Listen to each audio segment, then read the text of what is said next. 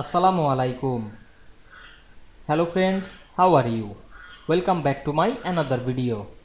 In this video, I am going to show you how to remove margin of text box in Affinity Publisher. Let's get started. Firstly, we have to open a Affinity Publisher document. Now we want to remove the margin of this text box. Go to the text box pages and we can see here the text box and included a margin. Then select the text box and enable the text frame tool. Then we can see here the left, right, top and bottom margin is 4. Now I select a margin, then write 0 on our keyboard, then press enter, and we can see we remove the margin very easily. You can remove the stroke color, select a stroke and choose none. Otherwise you can add the fill color. Now I select the outside of text box, then close the panel.